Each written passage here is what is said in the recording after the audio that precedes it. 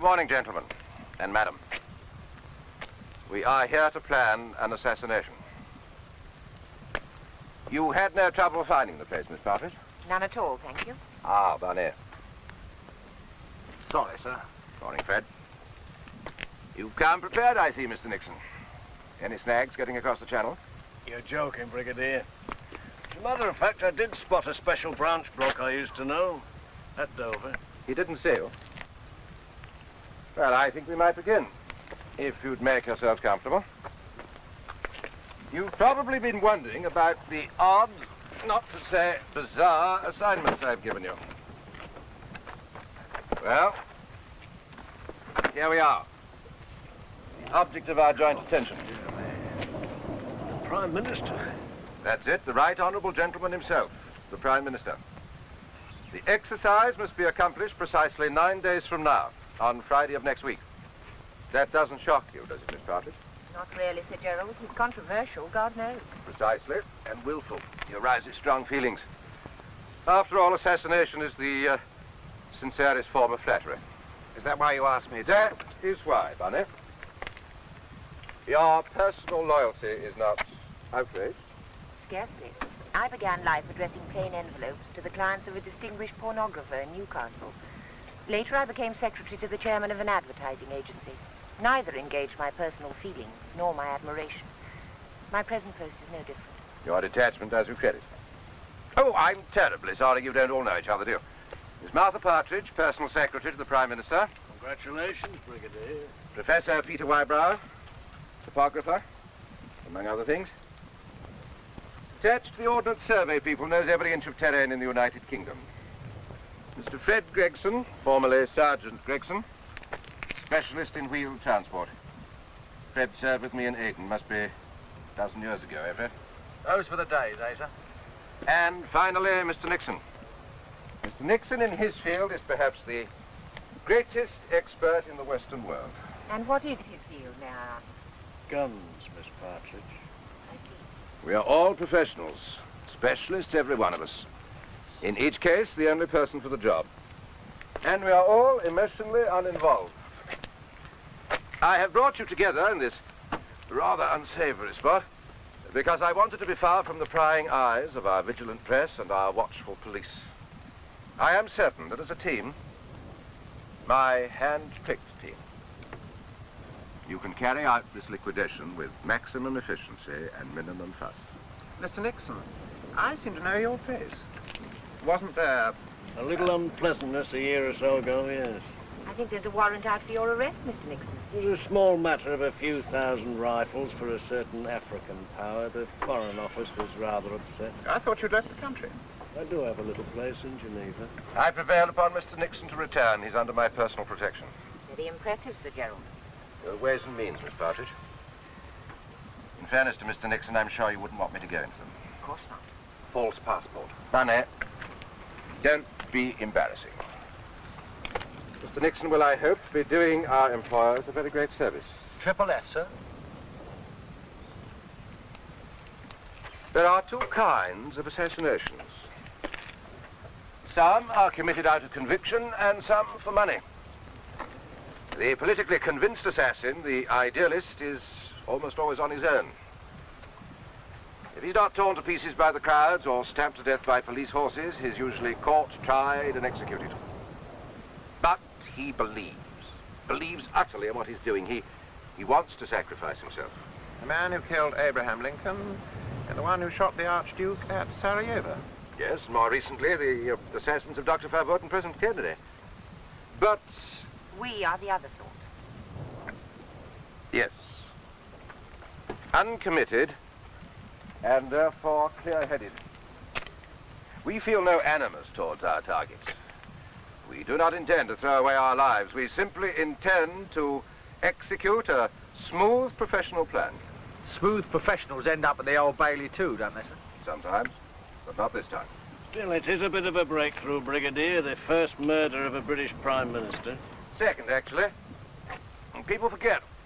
The first was Spencer Percival, shot in the lobby of the House in 1812. Oh, I didn't know that. Well, now, if you please, strategy. The strategy of what I trust will go into the archives as the perfect assassination plot. If you'll be good enough, Miss Partridge, to minute this meeting. I brought my book. Splendid. 5 type copies, if you please. I wonder what people think assassins are really like. Those unshaven men with round Baltic heads and bombs and dirty fingernails. Are you thinking of me, dear lady? That's gun grease, the badge of the armourer. If you please, Miss Partridge, your report first. Very well, Sir Gerald. You asked me to analyze the PM's habits, his movements, his time schedule. Yes? Leaving aside his comings and goings between number 10 and the Commons, and they are erratic naturally, you have one constant, his weekly visit to Chequers. Unless he's abroad, he never misses a weekend. Details, please. He tries to finish his appointments by 3 on Friday afternoons, and he gives me his final dictation between 4 and 5. Between 5 and 5:30, when the Queen's in London, he sees her at Buckingham Palace to sum up the week's events. He's always back at number 10 by 5:45. Always? Always. He's as dependable as Big Ben. And then? And then at exactly 6, he leaves for Chequers with his parliamentary private secretary, Mr. Baker. It's a peaceful opportunity to discuss party strategy. You know, House of Commons tactics. Which side of the car? The right. Always. He doesn't like it known, but he's a little deaf. The left ear is the good one. What about his personal security guard? He resents having one at all, but actually 2 men in a small black saloon drive in front of the roll, say, about 50 yards. They're connected with the PM's chauffeur by radio. So, if they were to spot something suspicious... That's right, they could warn the driver. Does anyone else ever travel with him? Almost never. His wife goes down earlier in the day. He likes to be alone with Mr. Baker, and besides, he does say that if anything should happen to him, he wouldn't want his wife to be... Come back to that departure time, Miss Partridge. Have you ever known him to vary? Never. Not by more than a minute or 2.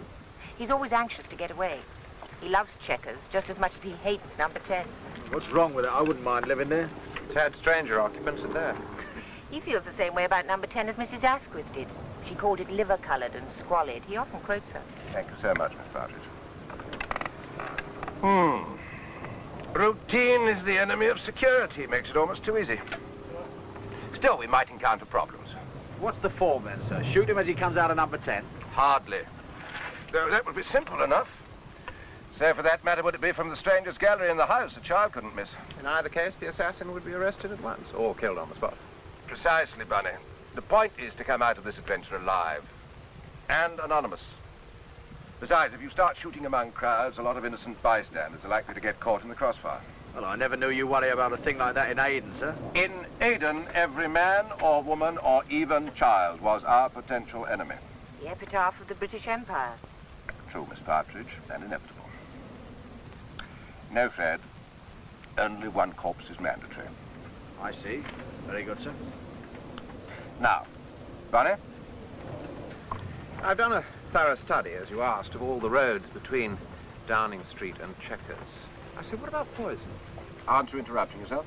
Yes, but what about poison? The Prime Minister's represented the same Midlands constituency for 30 years. Can you imagine the gastronomic trials why the man could digest carpet tacks? Bunny, would you get on with your brief? Sorry. Well, the only really quiet stretch of road on the entire drive, I assume we want a quiet stretch, is just before you approach Chequers itself, approaching it from either direction. Plenty of trees and shrubs. Yes, indeed. And walls, hedges, not much traffic, not too many people or houses. There's one stretch in particular. Would you like to see the photograph? If you please.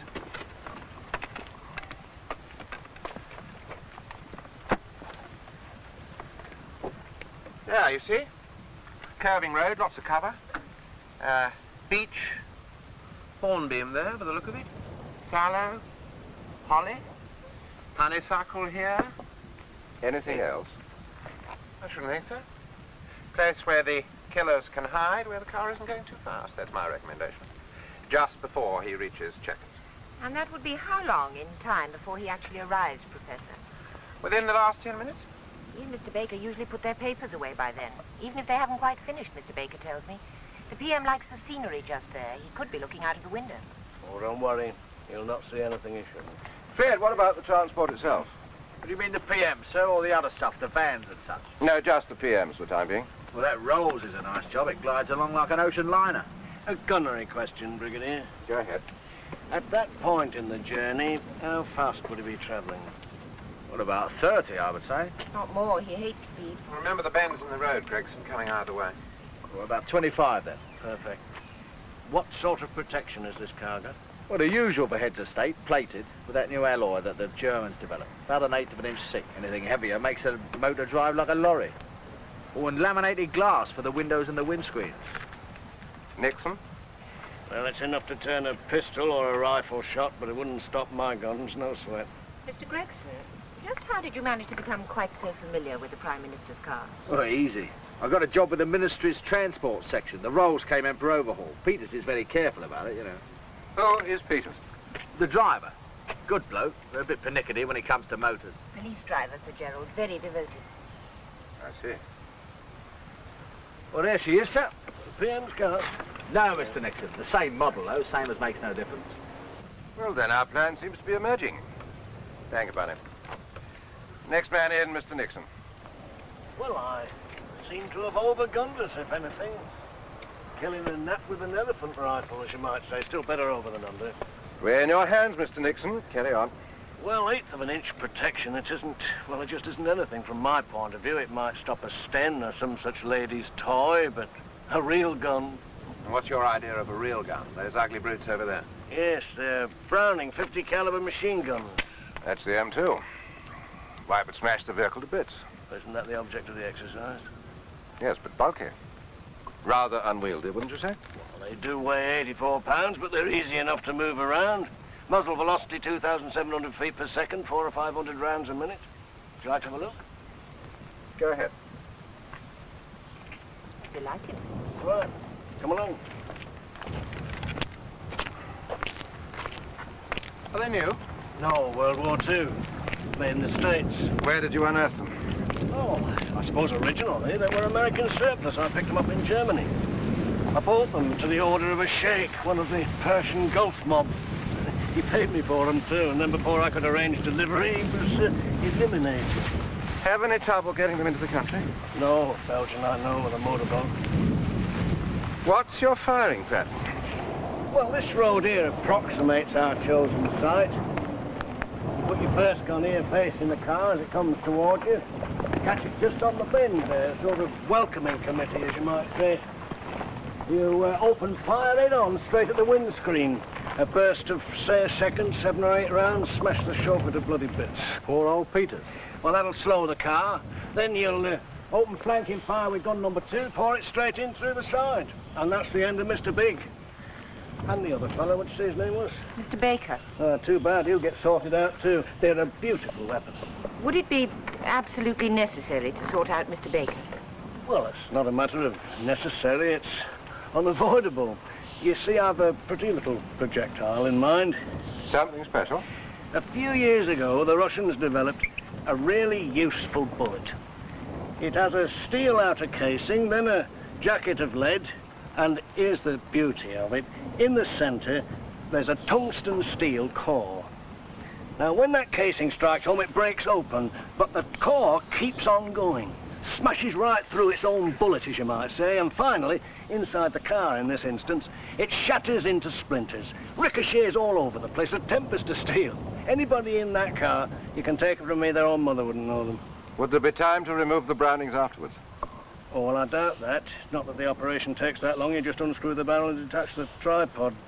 I would say with a trained team, about 4 minutes each gun. Well, there may not be 4 minutes. I shouldn't think they would, not with that escort 50 yards up the road. About time to nip in the van and scarper. Thus leaving all the clues Scotland Yard could want. Oh, no, not at all. Those guns, don't forget, they've come in from Belgium, from private sources.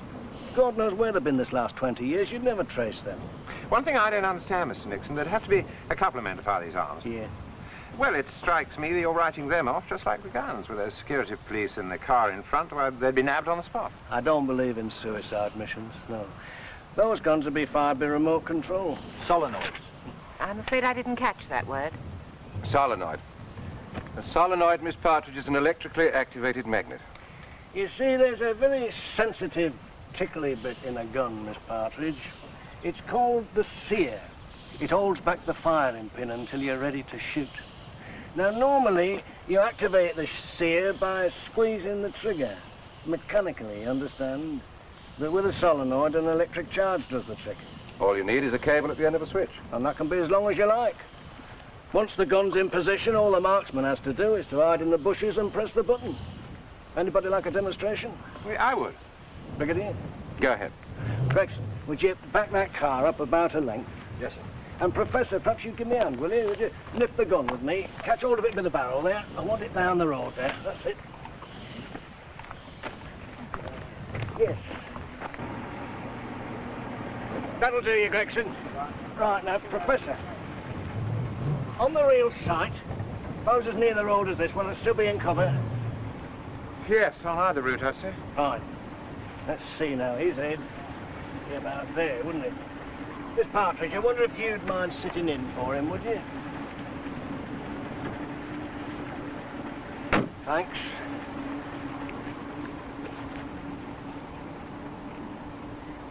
Right, that's your flanking fire. Professor, will you come with me? Gregson, back her right up on the curve there, will you? Right.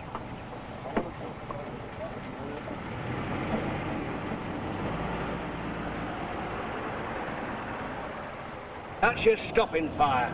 You're head on attack. First this gun, and then the other. You and I are using the same incident as our model, Mr. Nixon. T. Clement, 62. Well, to get back to business, Professor, let's imagine you're my #1 gunner. And what do you want me to do? It's quite simple. Here's your cable. That's a short one for this demonstration, and that's the button, right? Right. Now, you take that cable back as far as it'll go, and we'll assume that you're hidden in the bushes. All you have to do is to keep your eye on me, and when I give you the signal, you press the button, right? Right. Gregson, take the car back right round the curve, will you? And when I give you the signal, come forward at about 25 miles an hour. Do you want me to stop as soon as the Professor fires? Just take your foot off the accelerator and let her roll forward under her own momentum. Right.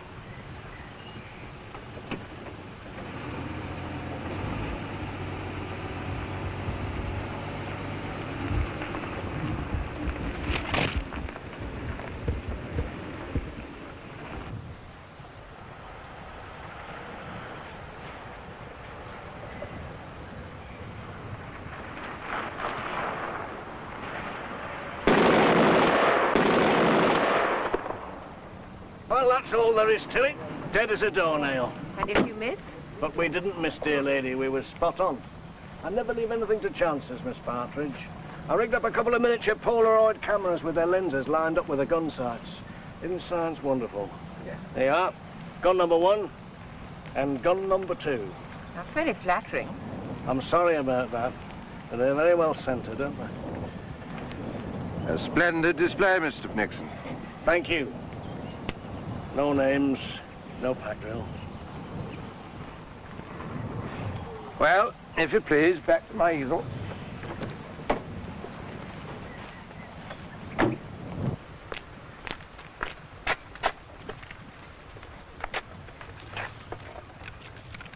Ready, Miss Partridge? Yes. First, Bunny, about Petit Clamart. Mr. Nixon and I had in mind an almost perfect assassination attempt on General Charles de Gaulle back in 1962. It was mounted by the OAS. You remember the group that opposed de Gaulle's liberation of Algeria? Yes, but they were all caught, weren't they? Yes. Well, most of them. The point is that their plan, even though it failed, was brilliant. It was de Gaulle's custom to get away as often as he could to his country home.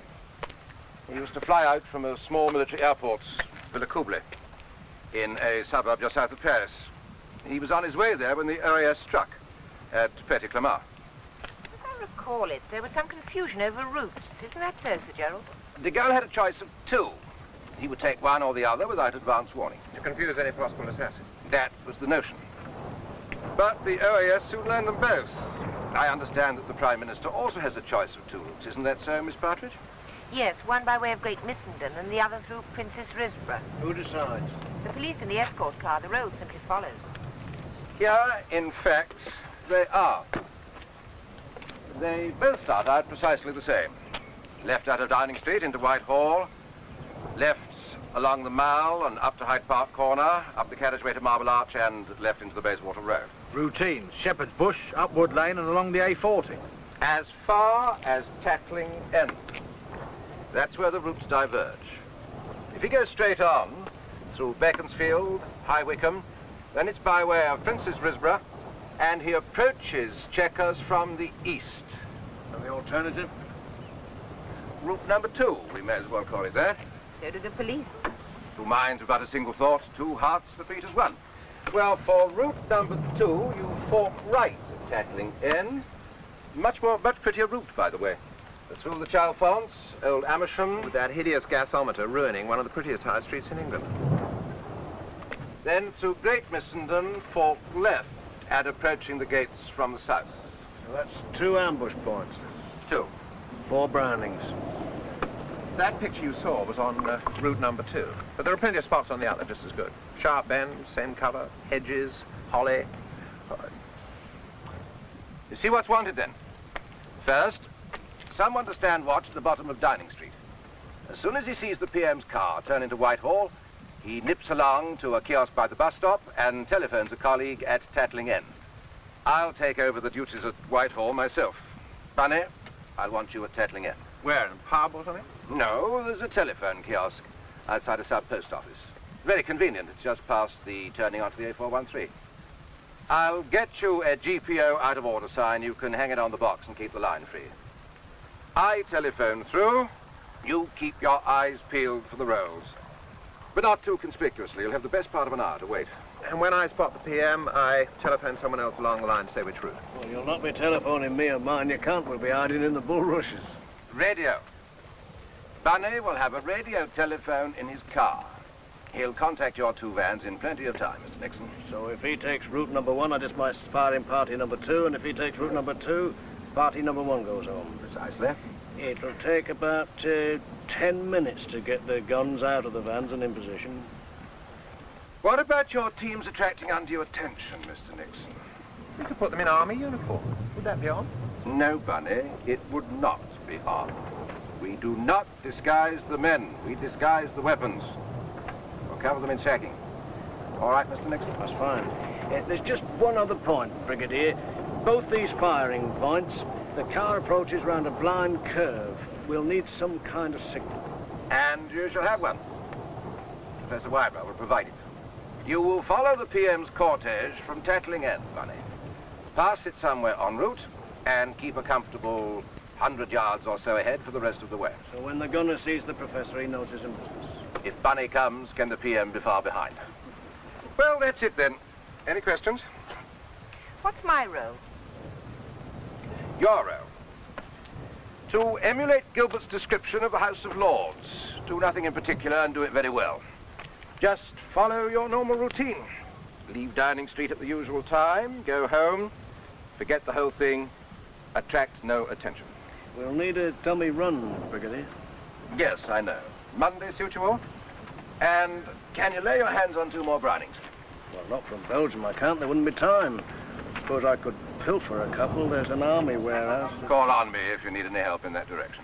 No problem with a van, sir. I think 3, don't you? Professor Wybrow will be less noticeable in a tatty little van. You're right. All with force plates, of course, all radio equipped. Right. Well, if that's it, Brigadier, I'd like to get the Brownings away. Give him a hand, will you, Fred? I'll be in touch with you, Mr. Nixon. Right. Oh, and Fred, you'll pack up my little box of tricks. Not to worry, sir. You have transport, Miss Partridge. To town, I mean. The PM's wife's very kind. She lets me use her little car when she doesn't need it. Ah, yes, the PM's wife. Well, good. You'll let me have those minutes as soon as possible. I'll type them out at home tonight and bring them round myself. 1,000 thanks, Miss Partridge. Goodbye, Sir Gerald. Good day.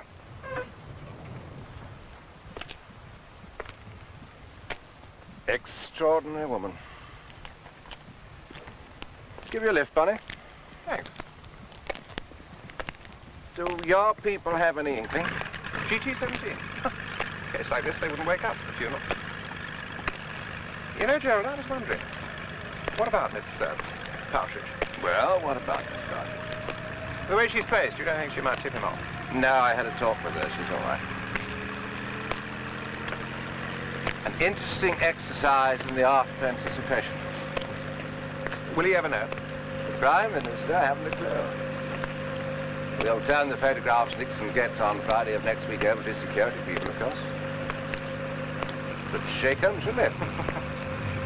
Then whether they tell him or not, that's their affair. It's really a splendid plan. Yes. But like most splendid plans, there's a flaw. Flaw? What sort? The inborn genius of the human race for mucking things up, Bunny. Otherwise, how do you think so many statesmen die in their beds? Most often aren't popular enough, God knows. For instance, in our show next week. Just suppose your telephone attack again really were out. Or Nixon's guns jammed. Or foot and mouth broke out near Chequers and the entire area was cordoned off. Here's another exercise for you to toy with. Just suppose the Channel Tunnel were built. How would you go about funding it? Think it over, Bunny.